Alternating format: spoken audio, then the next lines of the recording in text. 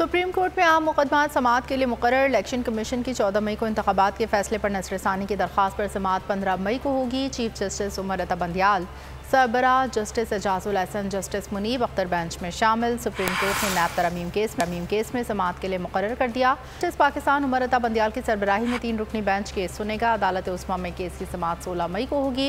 Justice Ijazul Ahsan, justice Mansoor Ali Shah bench का हिस्सा होंगे। सुप्रीम कोर्ट में नैब तरमीम केस की गुज़िश्ता समाअत 16 मार्च को हुई थी।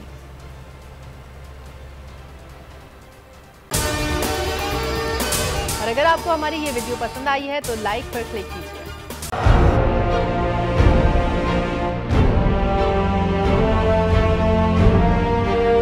अदालती अहकामात के बावजूद कराची में शुएब शेख के घर को गैर कानूनी तौर पर मिसमार कर दिया गया है।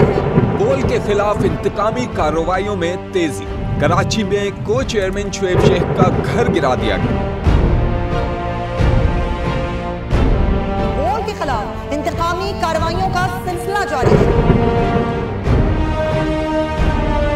सिंध हुकूमत की अदालती अहकामात की खिलाफ वर्जी। सिंध हाई कोर्ट का स्टे ऑर्डर नजरअंदाज। सेक्रेटरी बल्दियात Najam Shah, director land Sawal Islam, director anti encroachment Imran Ahmed को नोटिस जारी। Administrator KMC director Saifur Rehman, DIG south Irfan Baloch, SSP Keamari Fida Hussain को भी फरीक बनाया गया। इससे पहले जो जुल्म के पहाड़ तोड़े गए, शुएब अहमद शेख की जबानी सुनी। 60 दिन का वक्त होता है, 102 दिन के बाद मैं जीत गया, केस बरी हो गया, 102 दिन के बाद अपील फाइल की, एक्सेप्ट कर ली। नहीं करते ना एक्सेप्ट, खत्म हो जाता ना जुल्म यार। भरी अदालत में मुझे बरी कर दिया, फिर पता नहीं क्या हुआ, 2.5 घंटे बाद का नोट बिफोर, मैं नहीं सुनता ये केस।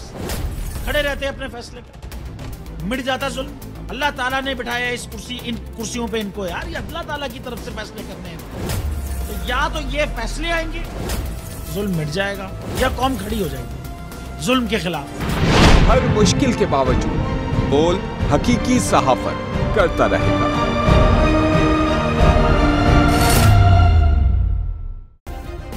सब्सक्राइब करें और बेल दबाएं ताकि कोई खबर रह न जाए।